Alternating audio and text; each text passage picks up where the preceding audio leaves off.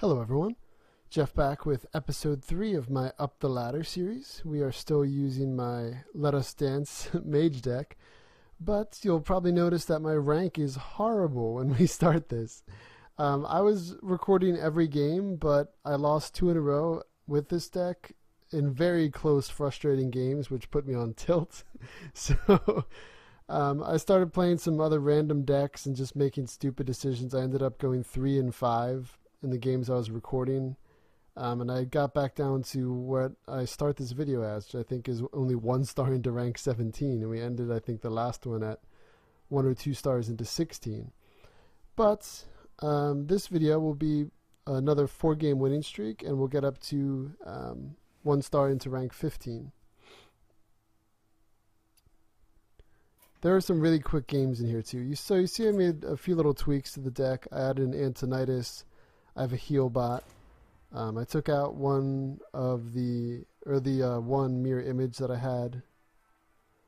I just made a couple little minor tweaks because for some reason I started to run into like tons of hybrid and aggro hunters, which I hadn't faced at all today in my first like 10-15 games. I then ran into it like 4 out of 5.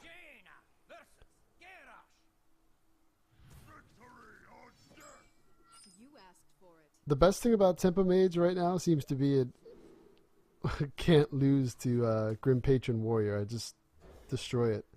And so often they concede like a couple turns in. Like the game's just over. They're waiting to try and get their combo in their hand and they just have no way to deal with what I have out there. It's pretty awesome.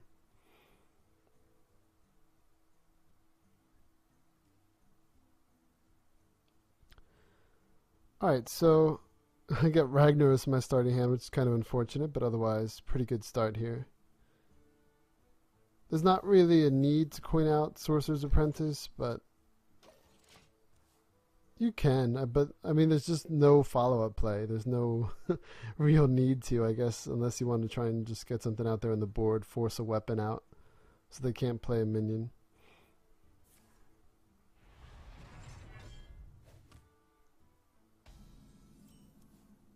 I think he's just going to armor up the first few turns. I'm pretty sure this is the guy that like concedes a couple turns into the game. It's kind of embarrassing. I also have both flame cannons. Oh, that's the other little minor tweak I made. I broke down some cards and I made golden versions of Sorcerer's Apprentice, Flame Cannon, and something else, I think. I at least made 2 Flame Cannons and 2 Sorcerer's Apprentice. I think I was going to do Mirror Entity. Oh, that's another little change. I had 2 Mirror Entity and 1 Counterspell. Now I have 2 Counterspell and 1 Mirror Entity. It just seems like how the matches were going when I was losing a couple. That blocking spells was a little bit more important. Especially Hunter, if you can deny Animal Companion, it's huge.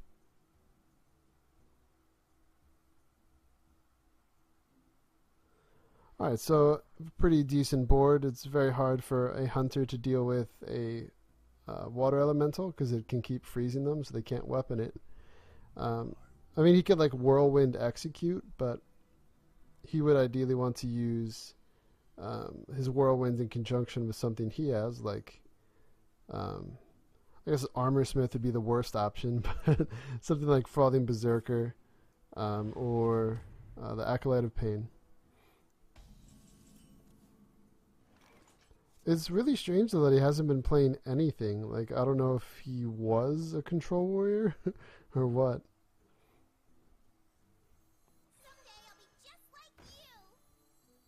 Okay, so here I'm able to play another Sorcerer's Apprentice and a Counterspell.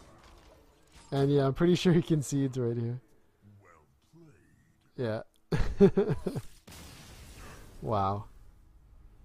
Doesn't even play anything. It's just crazy.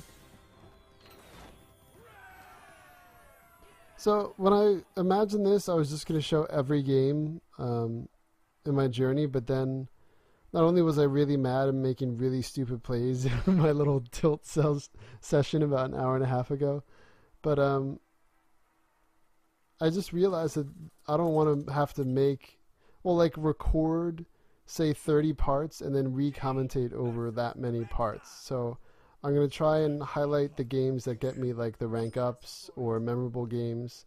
I am hitting record for every single game I play, so I'm going to try and pull out any really memorable or special or even frustrating lost ones, whatever I could fit in that I think are interesting to commentate over. So I know it's not like the authentic watch me play horrible and lose 3 in a row before I start ranking up again. We won't see the entire journey that way, but I will present every time I rank up or do something good. Or again, memorable games will be included. Alright, so this is a pretty interesting starting hand. And we're facing a hunter, so we definitely want to get Mana Worm out there. But then, why would we want to play Arcane Missiles? You could coin it out, but yeah, it would buff up the Mana Worm twice, but this could be a face hunter, and you could play a Leper Gnome or the Worgen Infiltrator, so Arcane Missiles could devastate that. Alright, now here I take a bit of a risk. I could use Frostbolt, but there's no real need to immediately clear this guy either, so I decide to go for Arcane Missiles. This isn't even that risky of a play, so you see it only hits him once, but now I'm able to coin out my hero power. So the reason I didn't coin out the hero power and then attack is in case it was a freezing trap. I wanted to make sure I got a couple damage in, which turned out to be a good idea because now when I attack, it is a freezing trap and it puts the Mana Worm back into my hand. Now, why do I play Counterspell there over Mirror Entity? Again, it's a hunter, so I'm really trying to lock out the potential animal companion coming. And it's still early turns. What is a hunter going to play that I really want? Like, there's nothing at 3 or 4 mana that it's just a straight up minion that I would want. So here I'm able to block one of his secrets. So I get rid of an explosive trap. It's cool that it shows it. Alright, so I'm just going to play my Mad Scientist and ping. Could use Frostbolt to freeze, but there's no need to. Of course you want to use Frostbolts for utility.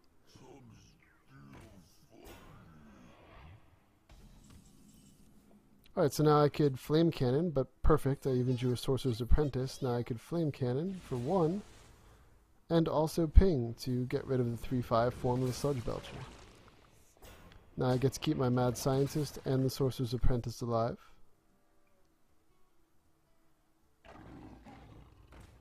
I just realized how strange it is that I end everything I say like going up, like it's a question.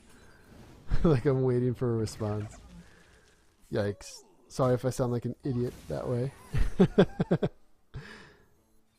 Alright, so now I'm able to have both of my secrets, a Counterspell and a Mirror Entity, and I decide to clear his board just to remove the threat and make sure that he has to deal with my minion, and he has no immediate way to do so. So there, he doesn't waste that. He was actually using it, so then he could use the animal companion. So pretty smart play on his part. Checks for the other counterspell first.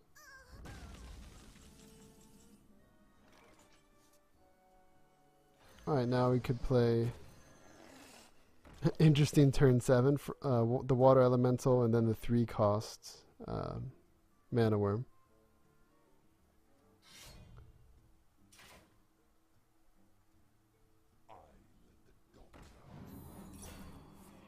To me, that's a misplay no matter what, because you know, given tempo mages, if you're familiar with them at all, it's likely that you're facing the mirror entity for the tempo mage. So you know that I'm going to get the 4/3, so it's kind of like a really inefficient trade to play that and then do that.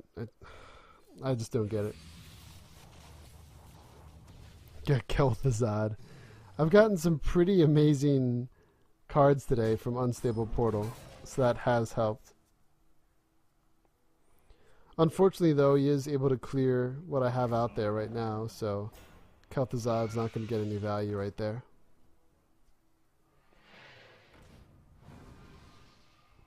He even goes all in, plays all of his cards.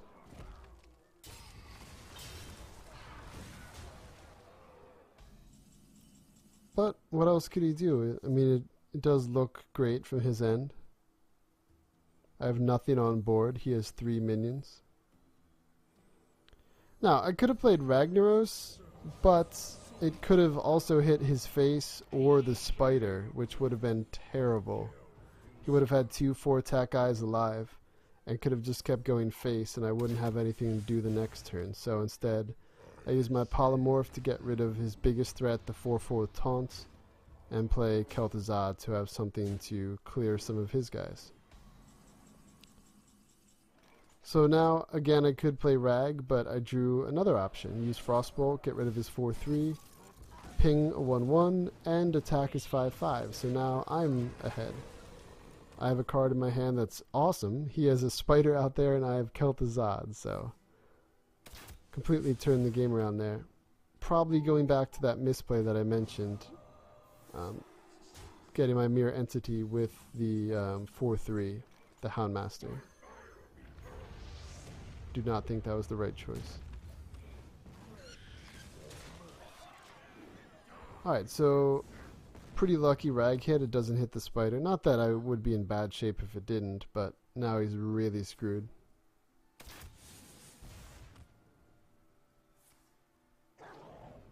And we won. So off to a good start. 2 wins in a row, and as I mentioned, we get a couple more wins in a row. We're going to end at star into rank 15. Maybe this is a 5-game winning streak. No, it's 4, because the next one would be 2 stars into 16, and then the one after that. Okay, yeah. But we do have enough gold exactly for 1 pack, so I know people usually like to see pack openings, see if you get anything great, but unfortunately I get crap in this one. I did get a really amazing pack the other day in one of the videos I put up. I got a legendary, an epic, and a rare all in 1 pack, so that's pretty darn good. Yeah, I've seen images of people where they got like a golden legendary and 2 other legendaries in 1 pack, like really crazy stuff.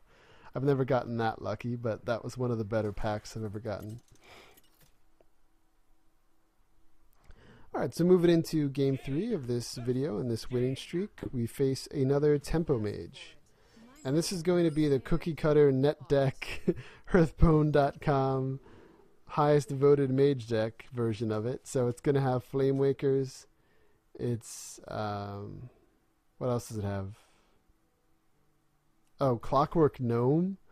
Why the, oh my gosh. You play Clockwork Gnome just to buff up Mana Worms and to give something for the Flame Waker. Like, a 2/1 for just such a minor thing? That's so stupid. So, all these little mini rants, just in my experience, they're just such horrible plays. Oh, and the other thing, this is what I'll go on the biggest rant about, a card that I think I've already talked about in previous videos, not of this series, but other Hearthstone videos.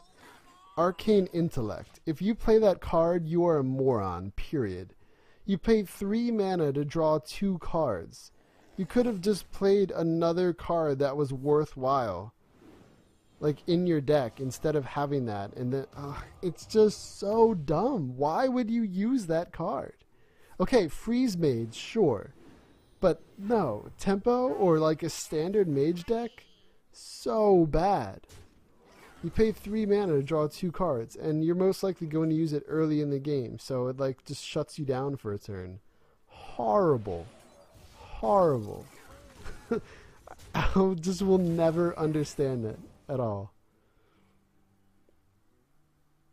Alright, so he was able to buff up 2 of his Mana Worms to 3/3s, but I was able to shut them down by using Frostbolt, a ping, and my Mad Scientists.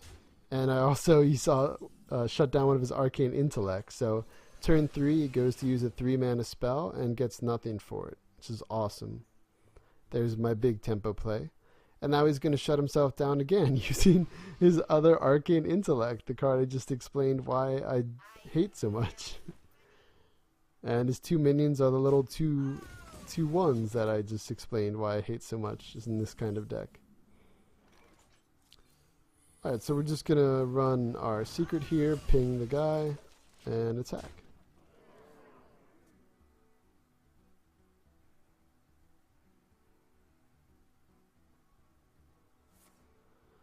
Alright, so he was able to use his hero power to kill off the main form of the piloted shredder, and I get one of the really bad options, the 1/2 ooze, and you don't get the other form of it. So another kind of little smart play, he did try and use his spare part first to test if it was counterspell, and it was, so then he was able to use Unstable Portal. Maybe he really wanted to use that spare part. I don't even know. I doubt it. Alright, so here, of course, I do not want to hit the Explosive Sheep, kill my own guy, waste a couple damage I could get in, so instead I use Hero Power on face and attack face.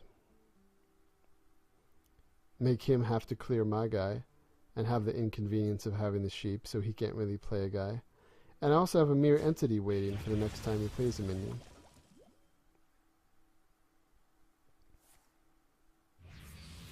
So before starting this series, I hadn't even really played Tempo Mage that much.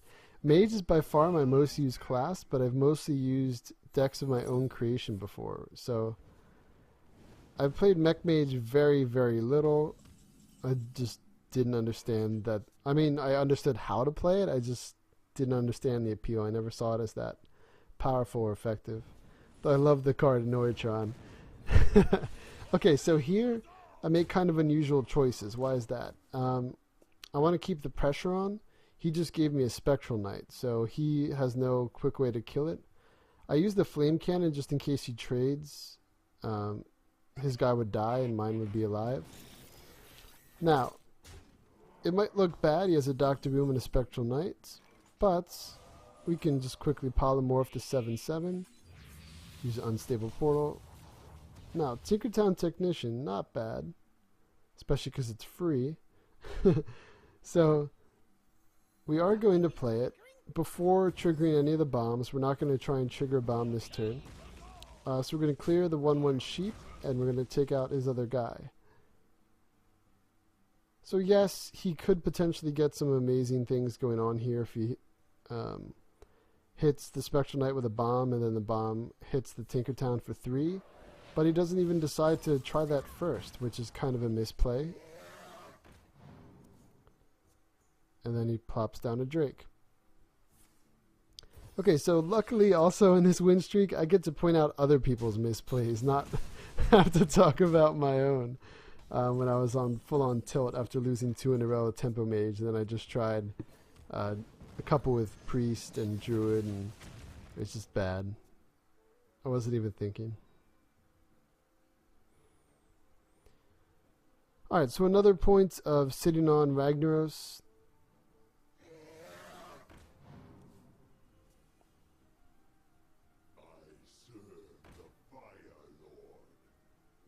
Alright, so now this turn might look like a Ragnaros turn, but to me, I definitely want to kill off some guys. So there, I attack and ping. Alright, so now he only has 2 guys, much better.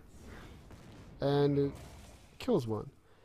There, to me, it didn't really matter which one it hit.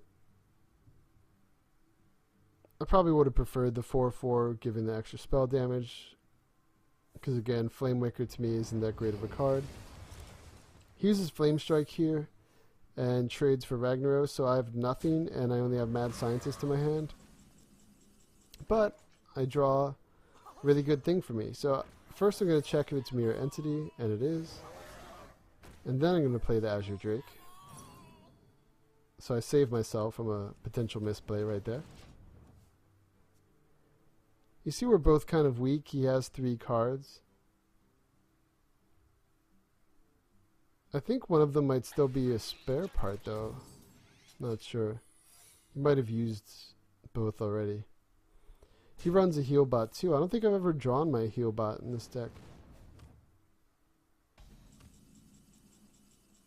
If I even run a heal bot. I use heal bot in a lot of my decks, so I might just be thinking that way. Alright, so there was almost a misplay. If I had played the Drake, I could have given him a Drake. But fortunately, it was not Mirror Entity, so I decided to check for that by doing some other things.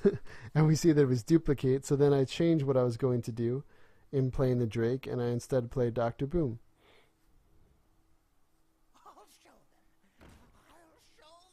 Now, congratulations, you have 3 mad scientists. But you see my health is dangerously low. I was actually close to losing this. He has 4 minions out there now, but we have boombots. So we're able to make some awesome little trades here. Gonna use Unstable Portal as well, see if we get anything good. Arcanine, Alright, now, I ping first in case I hit it for 1 and then the bomb hits that minion again. You definitely don't want that. So there, I was able to take out 2 with 1 boombot. Crazy. And there we go. He only has 1/2/1 left. So unless he draws like a fireball, I'm alive. And then I'll just be able to ping his guy away next turn. And we've already seen from the other ones dying that he's out of secrets, so he's just trying to top deck right now. I'm in full control.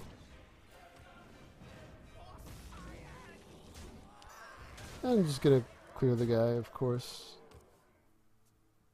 Alright, and we won. I was first worried that he was sitting on a card and was gonna like hover over me or something if it was a spell, make it look like it's fireball and hope I concede, but I wasn't going to concede there. I was pretty confident I had already won. So there we go, 3 wins in a row. We are now 2 stars into rank 16, and again we have 1 more win coming up here to close out the video, and we'll be up to rank 15 at the end of part 3, which isn't bad. That we started at rank 19 and through 3 parts we're up to 15 now.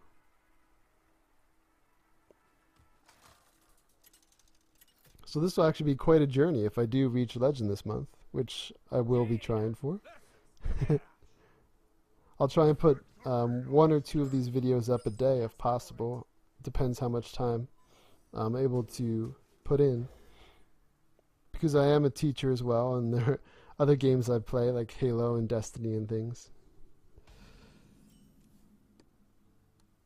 Alright, so we have a decent starting hand. Sorcerer's Apprentice into Unstable Portal. And we're most likely facing another Patron warrior. Now, coining out an Armor Smith.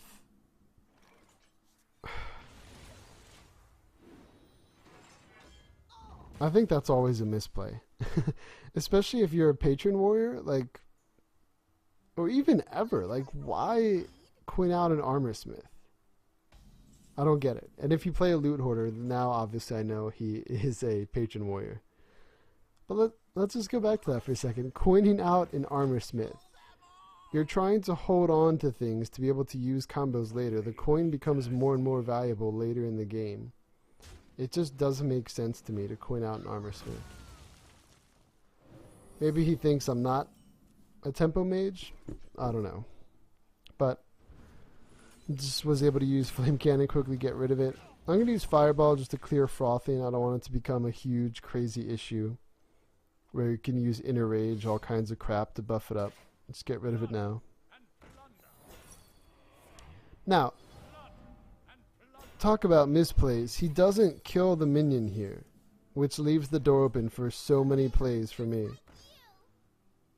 So, yeah, I could have used the Frostbolt to get rid of the 3/3, but I elect to go for Arcane Missiles, take the RNG chance, and it works.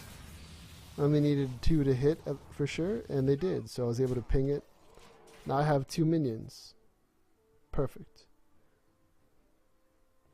Now, Ogre Ninja, another interesting and pretty good choice from a Unstable Portal for me today. 6/6 with Stealth, I'll take it.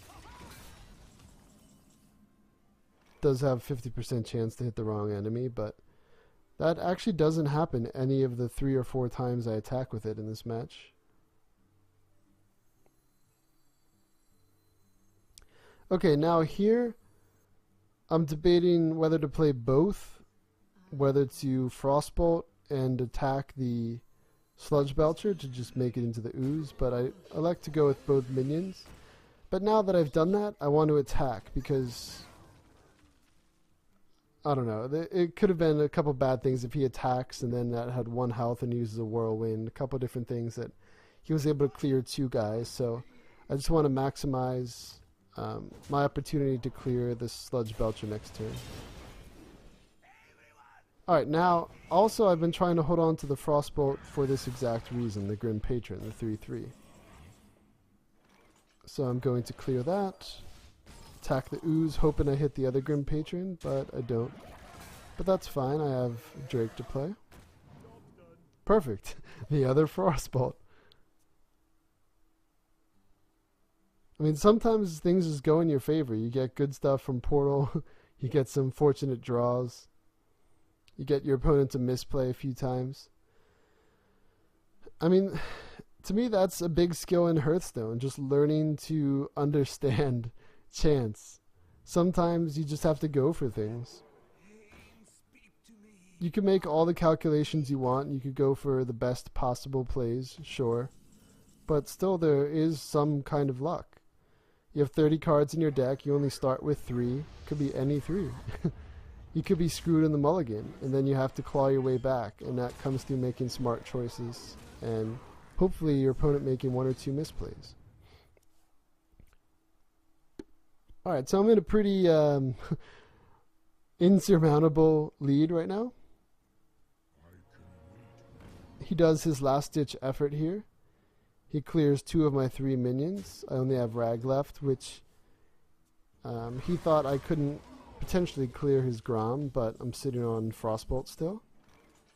So that's gone. I also get to put out a Sylvanas and hit him in the face for 8, down to single digits, and he quit. Alright, so that's going to do it for part 3. Thank you very much for watching, and I should be back with part 4 soon.